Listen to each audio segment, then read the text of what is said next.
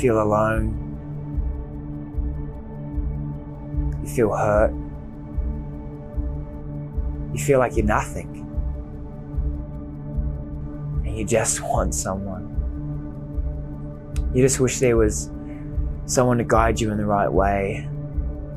Someone to take you, just show you like, what I gotta do. I just feel so fucking lost.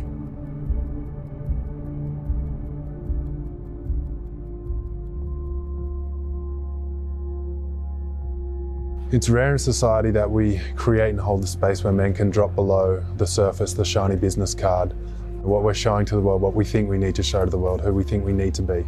Somewhere we can just show up and be deeply ourselves, in our rawness, in our messiness, in our beauty, in our success.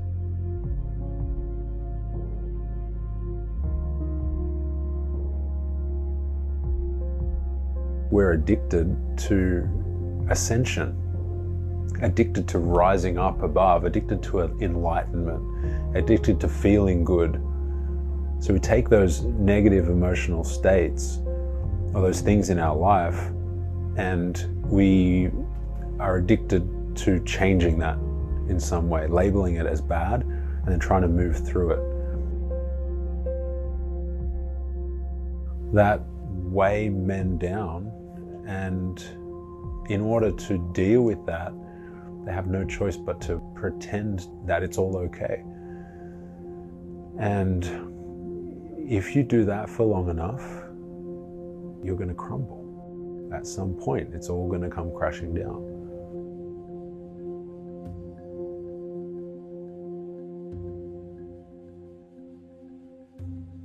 I think the landscape around men's mental health is starting to come more and more into the conversation, and no one really knows what to do with it though.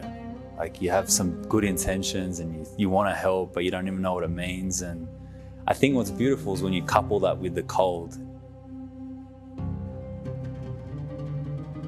The cold just doesn't give a shit.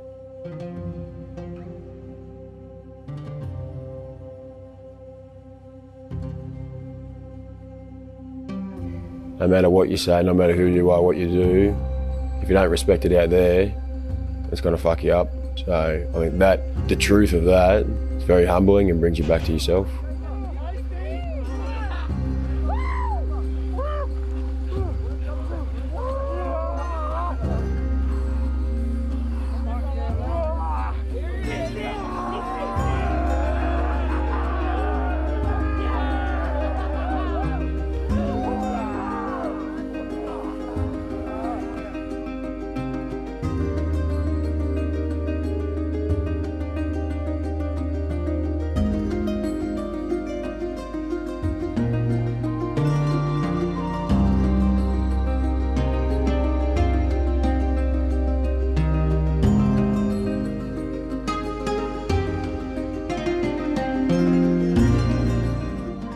What the men demonstrated here was not machismo or ego. It was courage and openness and vulnerability.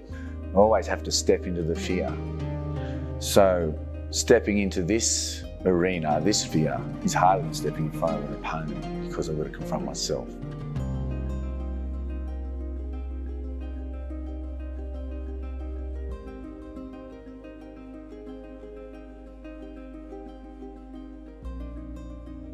There was a moment where I was able to share the deepest, darkest parts of myself, the parts of shame. And when I voiced that to a room of 30 men and they witnessed me and the world didn't collapse around me, I understood that it was just a story in my head. And by collapsing the stories and by stepping into a massive level of discomfort, I was able to finally realize that I'm capable of so much more than I ever realized.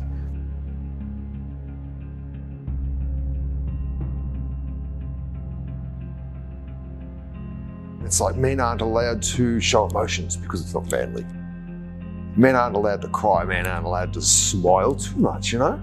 Because we've got to sort of hold our emotions in. Having a group of men together like this, it's empowering.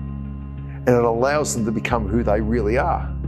And it allows them also to do something that we're not allowed to do in other areas. We are allowed to do it, but we don't, because society has taught us to be quiet and not talk too much, and hold things in. But here people are embodied, empowered, whatever you'd like to say, to go, I am, here I am. And I can stand in my own power, and I can share, and I can feel safe. For all of their bluster and all of our manliness and all of our brah, men don't feel safe very often. And this is awesome.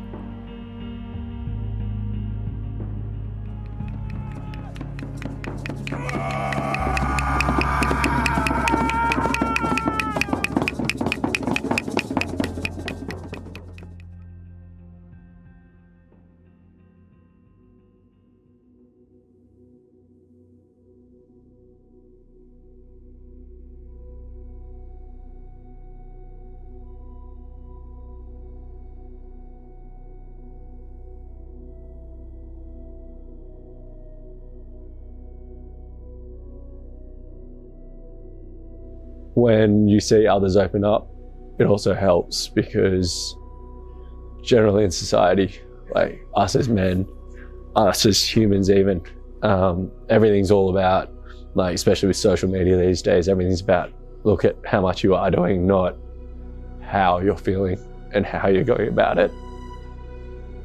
It's hard to change when nothing else around you does.